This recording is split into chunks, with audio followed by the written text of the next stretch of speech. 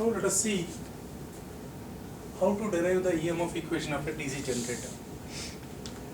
For this, a brief idea about the construction of a DC generator is must.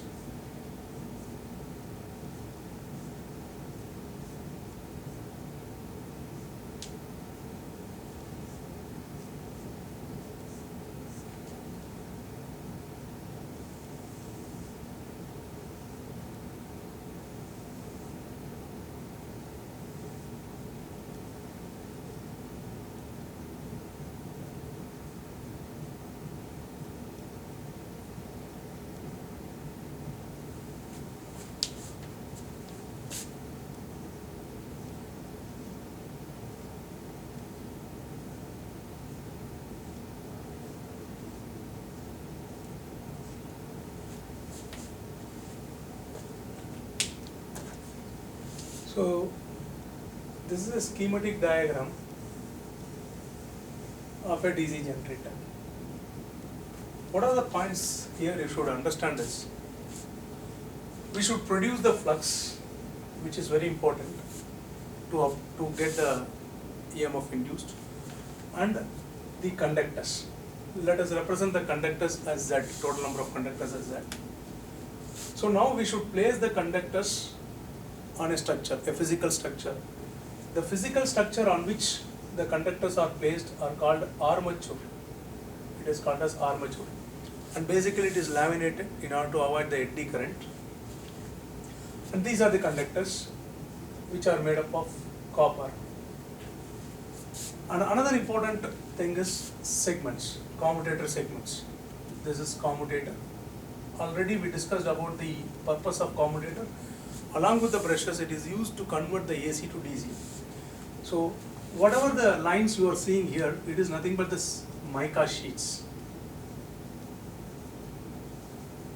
which is used to segregate the segments. So these are all different segments. And this is the shaft by which we can couple with a prime mover, thereby we can feed the mechanical energy to this device. Because already we told what is meant by generator. DC generator is nothing but a rotating machine which converts a mechanical to electrical energy. So the mechanical power is fed via the shaft, through the shaft. By coupling the shaft to the prime mover, we can make the armature to rotate in a particular direction. And these are all called poles, field poles. And the polarity of the poles will be alternatively north pole, south pole, like that. Here, for our understanding, I have taken 4 poles. It may be more number of poles also we can use. And this is nothing but the field coil. Field coil. Through this field coil only we will excite. The excitation is given to the field coil. Already we discussed what is meant by excitation. Excitation is nothing but providing a supply to the field coils in order to produce the flux. So here, for this field coil, we should apply DC supply. Thereby, it can circulate a current, a DC current, which produces the flux. This field coil is supported, physically it is supported by this structure called poles. This is called a pole. And the material on which the pole, usually it is made up of, is silicon steel, because it is having very less reluctance, low reluctance. Reluctance is nothing but the opposition offered for the flow of flux. Its permeability is high, so we should choose such a material to handle for any magnetic cycles. Now this poles will be connected to the outer structure called yoke. It is connected to the outer structure. Outer structure or outer frame is nothing but yoke. It is called as yoke. This is nothing but yoke. In the pole, another important structure is, whatever the structure you are seeing, this curved structure is called pole shoe.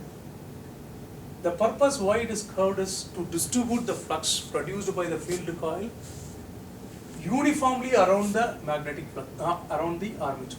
Uniformly around the armature. It distributes the flux uniformly around the armature. So this construction details is very important to understand the EMF equation of a DC generator. Apart from that, another important thing is there are many coils which we use on the armature structure. Those coils, either it will be connected in a manner like this,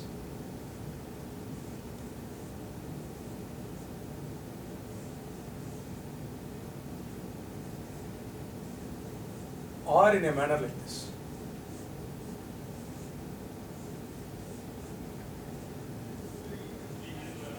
If the coils are connected in this manner, it is called as lap wound.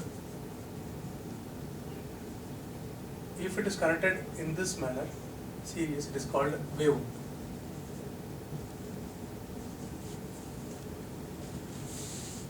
If the coils are connected in lap wound, the total number of parallel paths, what we will get is, it can be represented as A, it is equal to P, total number of poles.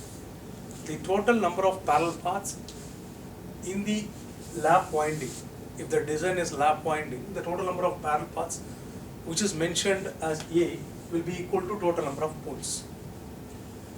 If it is wave wound,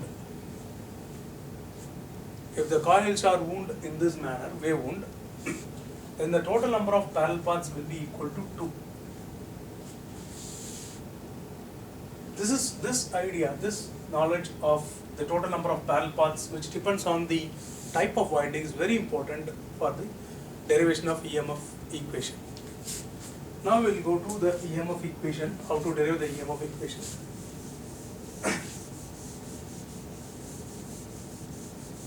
So we want to initialize certain things like Z, total number of armature conductors, A, parallel path, P, total number of poles which you are using, then phi, flux per pole, speed at which the armature is rotated by the prime mover in RPM.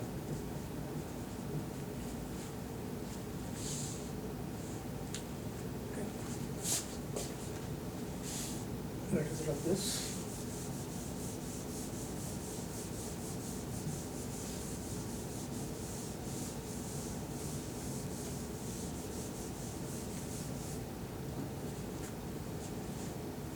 So now the EMF induced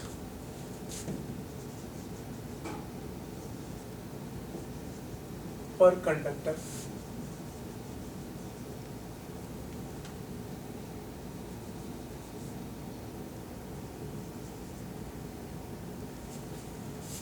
let us mention it as E is equal to, according to Faraday's law of electromagnetic induction, it can be said as d phi by dt, the EMF induced per conductor.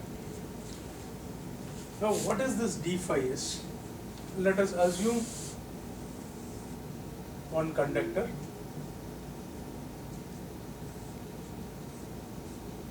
let us assume there are 4 poles.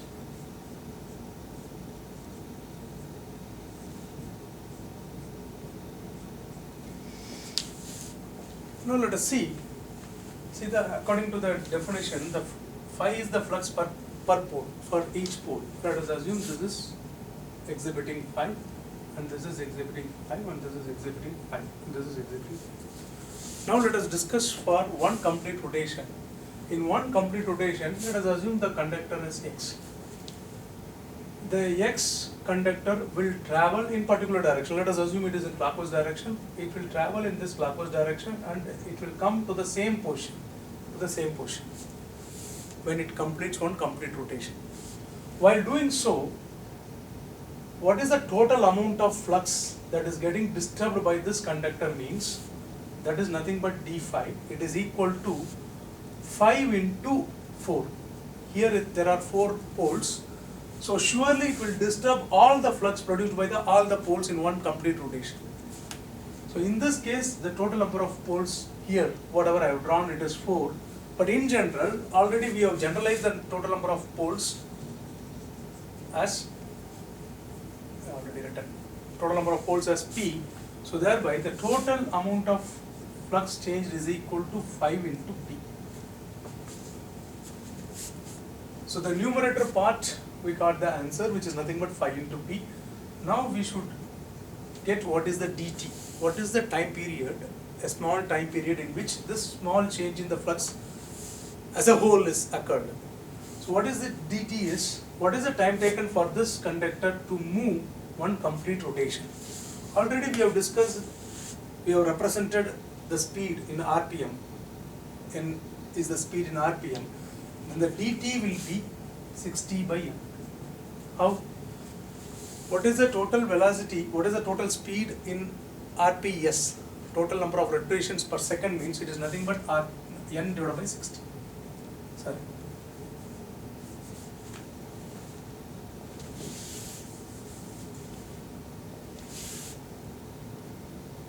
Rotations per second, it will be n by 60. N by 60 rotations in 1 second. What is the time taken to complete one rotation means 1 divided by this value, n by 60. You will get 60 by n. Now substitute these two in this equation. You will get the EMF induced per conductor. So now the EMF induced per conductor is equal to d phi is 5p by 60 by n. So we will get 5pn by 60. This is the EMF induced per conductor. But now we should get the total EMF induced by all the conductors. What are the total EMF induced by all the conductors present in that whatever the winding you are using. Let us assume total number of conductors is Z. Now I cannot multiply this total number of conductors with this. Why? Because all the conductors are not connected in series. All the Z conductors are not connected in series. Then what are the conductors that will be connected in series means? For that you should know, you should be aware of what is the total number of parallel paths. If there are A parallel paths, then the total number of conductors that is connected in series will be Z by A. How to understand this? Let us assume Z is equal to 6. There are 6 conductors. And if I ask you to make a design such that using the 6 conductors we should get only 2 parallel paths. What we will do? If we need only 2 parallel paths, the 6 conductors will be divided into 3 in each parallel path. 1, 2, 3, 1, 2 and 3.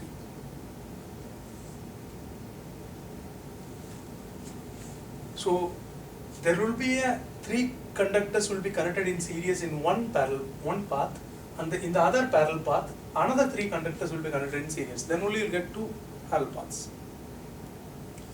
So how many conductors are connected in series now? Total number of conductors is Z. A here required is 2. Thereby total number of conductors connected in series. Conductors connected in series is equal to Z by A, which is nothing but 6 by 2, 3. 3 conductors are connected in series. So far what we derived is the EMF induced in one conductor. For example, let us assume the EMF induced in this conductor, EMF induced in this conductor, each EMF. As a whole, what is the total amount of EMF induced means the EMF across the parallel path. What is the EMF across this?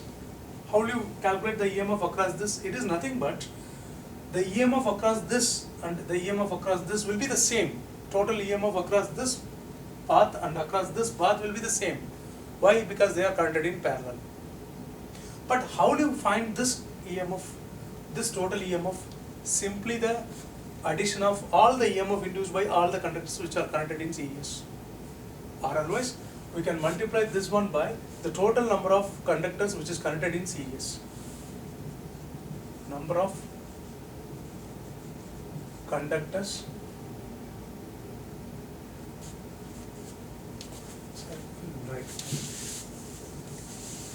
let us represent the total EMF as capital E. The total EMF induced as capital E, which is nothing but this 5Pn by 60, which is nothing but the EMF induced in one conductor, into total conductors connected in series, which is nothing but 5Pn by 60 into Z by A. As already told, the total number of conductors connected in series can be represented as Z divided by A, where Z is the total number of conductors and A is the parallel path. So this is the EMF equation of a DC generator. For each and every the different types of winding, the EMF equation will change. Let us see that. Let us take the lap winding. So if the generator winding is wound as lap winding, for lap winding, just substitute A is equal to P in the EMF equation. 5Pn by 60 into Z by A. In the place of A, you put P. So this PP gets cancelled. You will get 5Zn by 60 volts. Here also volts. So for wave wound, A is equal to 2. So in the place of A, just substitute A is equal to 2. You will get E is equal to 5Zn by 60 into P by A. That is 5Zn by 120 into P. Because A is equal to 2, if you multiply it with 60, you will get 120. So this is the expression for the EMF equation of a DC generator. With this, easily we can, with the help of the design parameters, we can find out what is the maximum amount of EMF that can be induced in a particular generator. Usually, if maximum amount of EMF should be induced means, they will use wave winding. They won't prefer the lap winding, they will prefer a wave winding, where maximum amount of EMF can be used. Reason is, the total amount of conductors connected in series in case of wave wound will be very high compared to the amount of conductors connected in series in the lap winding. Compared to that, this is high. So thereby, in case if they need maximum amount of EMF should be induced means, then they will prefer the wave wound. In case if the machine has to handle a maximum amount of current, rated current should be very high, then they will prefer the lap winding. As so many number of parallel paths are there, the total amount of current that can be handled by the generator when it is in lap wound, it is very high compared to wave wound. So both are having some advantage and disadvantages. That's all about the EMF equation of DC generator. Thank you.